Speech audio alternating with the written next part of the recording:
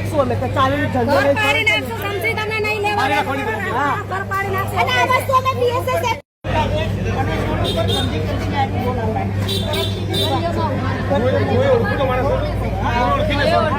બધી બહેનો ગાળો બોલે ને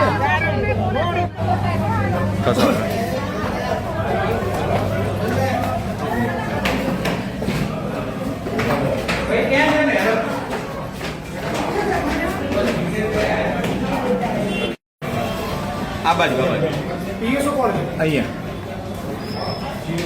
તમે પીઆઈ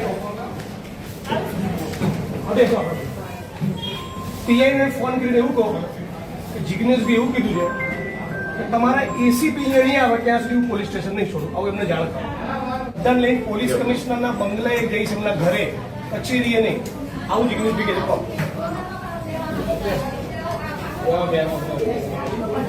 તમારે કોઈ ભાઈઓની પણ રાહ જોવાની નહીં, તમારે સીધું પોલીસ સ્ટેશન આવી જવાનું અને જે ગાળ કોણ કરી તમે ફરિયાદ લખાવો.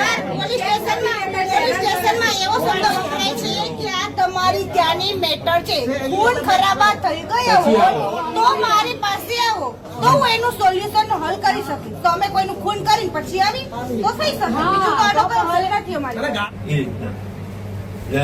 મારા મારી કેસ હું કઈ વાતમાં જાણતો નહોતો.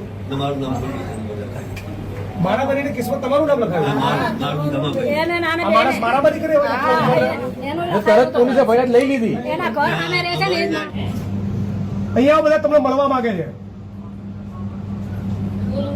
હા, આ 78 વર્ષના કાકાએ બિલ્ડરના લોકો ઉપર હુમલો કર્યો, તમે આમની સામે ઓફેન્સ દાખલ કર્યો. જાઓ ઉભા.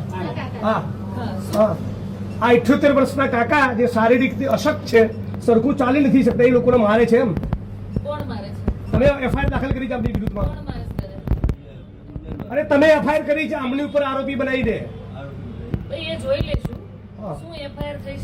બીજું આ બિલ્ડરોના માણસો બધાને અશ્લીલ ગાળો બોલી દે છે બધી બહેનોને. તમને અગાઉ ફરિયાદ કરી છે, લેખિતમાં પણ ફરિયાદ આપેલી છે. લેખિતમાં ફરિયાદ આપેલી ફેબ્રુઆરી. અત્યારે તપાસની એફઆઈઆર કરો. અત્યારે હાલ જ એફઆઈઆર દાખલ કરો કે ગાળો બોલી છે તમને અશ્લીલ બોલી છે.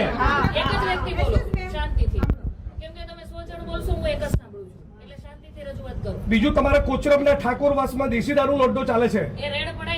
બીજું બાબુ ઠાકોરનો બીજો કોચરબમાં દારૂનો અડ્ડો